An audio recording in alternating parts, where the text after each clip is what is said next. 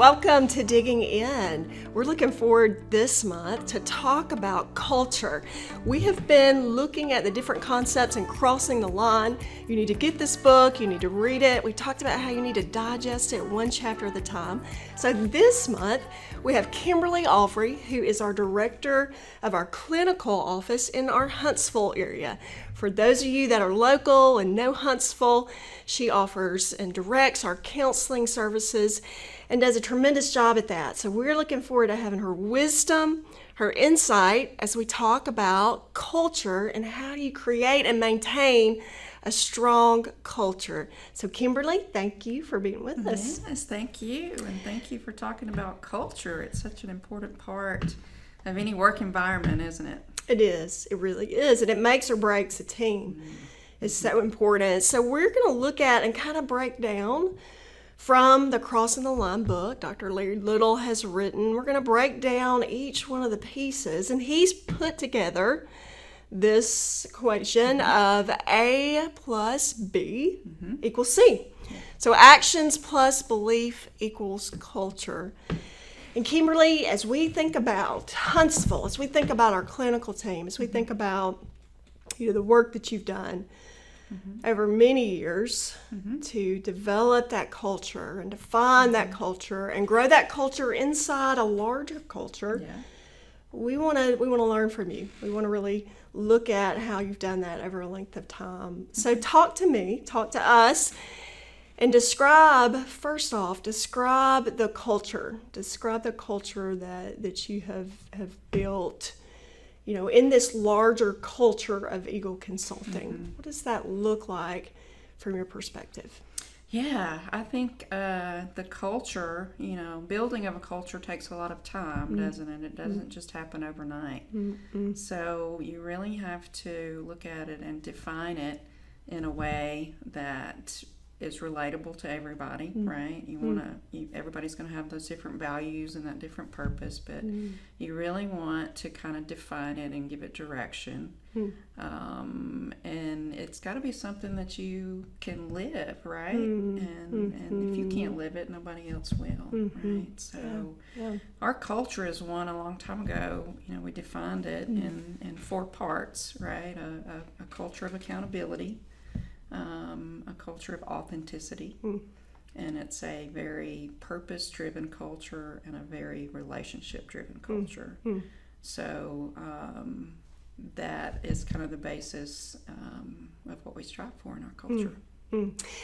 She has made a great point of the importance to be able to understand the actions and the beliefs that make up the culture. So let's talk about this purpose piece. Let's talk about how have you chosen to kind of live in that purpose piece, and how does your team live in that purpose piece? Talk to us about purpose. So purpose is kind of that big picture. Overall, you got your organizational purpose, right? And then you have your team purpose and what your purpose is as a leader too. So it's kind of your why, right? You start with why. So that is kind of where you start with your purpose. We created something called a why wall, right? We put a why wall up. It's nothing big and fancy. It's just a big post-it on a wall, and we wrote why in the middle and a circle around it, and encouraged people to write their why. Why do you do what you do? Why are you here? What's your purpose? And you can do a lot of things with that why wall too. We wrote down feedback from clients, just any kind of positive thing that we could think of, things that we did for each other, just those little thank yous. Things that you saw in your culture that made a difference. Word for the year, what's your word for the year? So we can do a lot of things with your why and with your purpose. It's so important that your people understand the why, that your people are a part of that why. And we have leaders that are at the beginning of their career. We have leaders that are towards the end of their career, so different seasons of their leadership journey. So tell us, even, how do you keep the why going? Year after year, you come back to that purpose. as you gain new employees, Mm-hmm. as you have employees that are in different seasons of their career as well, how do you keep that purpose fresh? How do you keep that moving forward? How do you make sure that it's something that they continue to come back to? You talk about it, right? You talk about it. You create visuals about it. One year we created a puzzle. We had each employee take a piece of that puzzle at the first of the year, and the puzzle was start with why, right? At the end of the year, we put that puzzle back together. Each person brought that piece of that puzzle, and we put it back together. So you have to be creative every year in what you do, and look at that why, and you communicate it, and you just keep it on the table to talk about. So you have to keep it fresh. Keep it fresh. You have to keep it relevant. You have to keep it fresh. And you have to talk about it over and over and over again. Values are a piece of that action and belief and culture. And so, your own personal values and what you bring to the table, but really reflecting at a larger level the company values and helping your team to stay connected to the company values as well. So talk to us also about how do you stay connected to the values, and how do you keep the team connected to the values? Yeah. So values, you have your organizational values that kind of fall under the components of your culture, right, and what you're striving for. And I think it's very important too to look at your individual values, what your value add as a leader. And what your values are in your team too, right? So what are their individual values? You really want to see people for who they are and not just what they do, right? So identifying those values, I think that's just individual personal values. I remember we did an exercise, value cards exercise, where there are 50 cards with values, and you kind of bring it down to your top 5 and even your top 2. And those are kind of give you direction towards your purpose, right? Those are your feet, kind of that leads you and take you toward your purpose.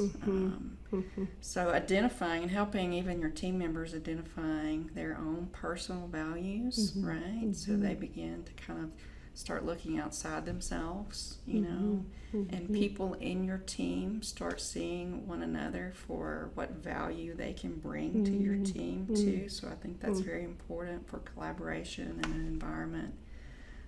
So identifying those particular individual core values help motivate, right? They help lead that direction towards purpose. And she is talking about an exercise that our counselors as well as our coaches provide to the people that they're working with. A literal exercise to help people define that so that they know what they can bring to the team. They can define that clearly and look at, like you're saying, how do they bring this to the team, and how does this make up the whole of the team, and what they value even overall. And you start creating really those inner resources that people have too. Sometimes people don't even know what they value, right? So you're really helping them develop those inner resources that they have so they can bring those to the table and they can add value to your team. And so defining those, helping people define those are so important to even that next piece of, you have the purpose, make sure you're aware of that, make sure you keep that fresh. You have your values. Each person on the team understands their values. You understand the company values, so there's not a conflict there. Right. And then you got to be looking at some habits, some consistent things that really keep you staying in and defining and redefining and maintaining the culture that you want to have. We all know about habits. We all know about habits of successful leaders and Covey and all his work that he has done there. So we know the importance of that. Yes. We know how that keeps us defined in who we want to be and who our team wants to be. So talk to us some more, because we want to lean on you and what you've done and what you've demonstrated, what are some habits that you have as a personal leader, as a leader, you personally, what are some habits that you have? And then what are some habits that the team has together that you lead them to on an ongoing basis? Yeah. What would that be?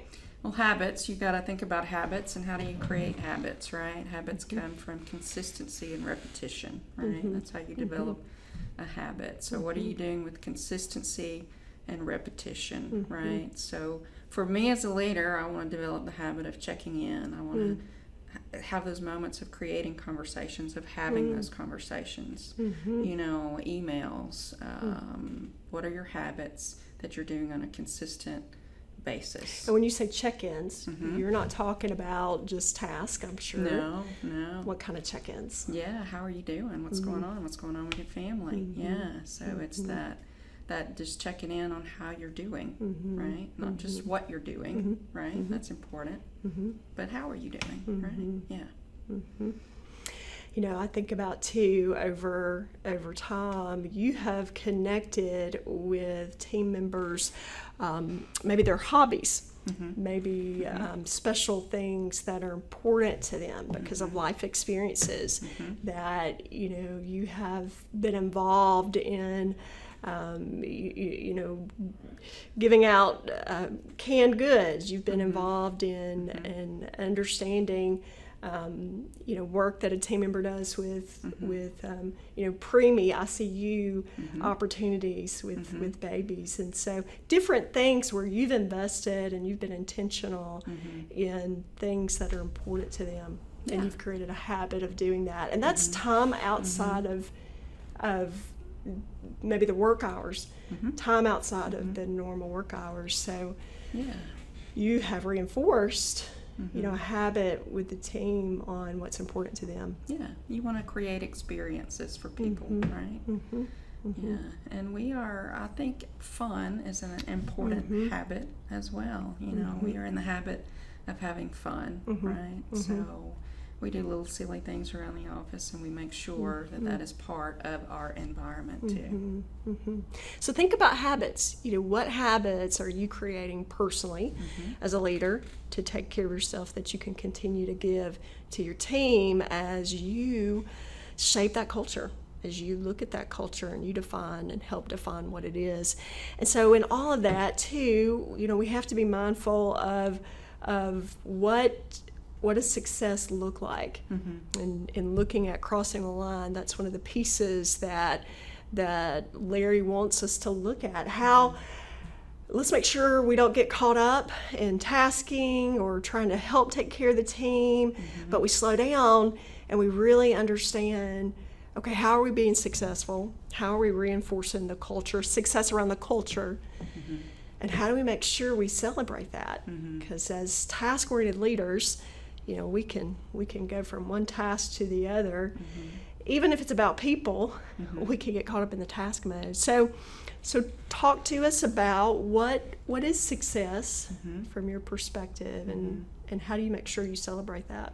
Yeah, success is defined in many different ways, isn't it? So what is success? And I think you have to define it in many different ways, because if you focus success just on an accomplishment, you have a narrow road of what you can celebrate, right? So you want many avenues to be able to celebrate and to be able to bring that positivity into any culture. So success to me is seeing other people succeed, right? I want to see every member of my team succeed. I want to create opportunities. I want to have a platform for them to where they can really thrive and do what it is that they love and live into their values and live into their purpose, right? So that's very important to me. You know, success from a team, you know, you can have many individual successes as far as just family success, you know, what's going on with your family. Your son went to the national championships, that's a success, right? So you kind of got to look outside that just accomplishment box on what success is. So again, going back to who they are, not just what they do. And so those individual successes also add to the overall success, and it makes the opportunity to make sure that the culture is thriving, the culture is growing. As Eagle Consulting, in our counseling and our Eagle Center for Leadership, part of that culture that we want to make sure we continue to foster is our relationships. It's providing excellence in what we do. It is growing, making sure that we're staying relevant and we're growing. And so all these things reinforce the larger culture and the larger picture, which is so important because you lead that. As leaders, we're responsible for leading that. So talk to our leaders, wherever they may be on that journey. They may be beginning in their role that offers them the opportunity to lead with influence. They may be at the end of that road, towards the end of that journey. What would you say that their priorities need to be? As they think about, how do I continue to shape the actions and those beliefs, and I continue to help the culture move forward? What would you say would be some priorities at this time? I would say priority-wise, going back to, you really need to define your culture. That's really the first thing that you need to do, is you need to put some definition to it. Like we did with the accountability, authenticity, relationship, purpose. You really have to define it. So that's, you may have to keep defining it too, right? So a priority is, there you set your priorities and what your definition might be in your culture. So, leaders, we want to challenge you today. We want you to take some time and see what you need to do in order to continue to equip the culture and develop the culture and what you want to be. Are you defining it? Do you need to redefine it? It's a great point. Do you need to look at, what does the culture need to be now? Post-pandemic, in a different world, what does that need to look like? And we want you to know that you own that. We want you to know you're responsible for that. You're responsible for equipping your team and empowering them to bring their purpose and their value, to connect it to the larger purpose and value for the company. So we want to challenge you. Take some time, look at that, and make sure that your actions plus your beliefs are equaling the culture that you want to create.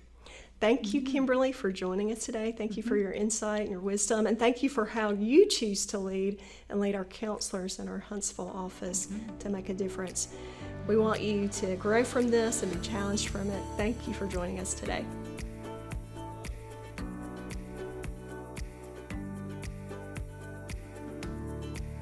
To learn more about the concepts from this video, you can find Dr. Larry Little's book, Crossing the Line, available to purchase on Amazon and our website, eaglecenterforleadership.com. You can also find the podcast, Crossing the Line with Larry Little, available on Apple Podcasts, Spotify, or online at eaglecenterforleadership.com. Thank you for watching.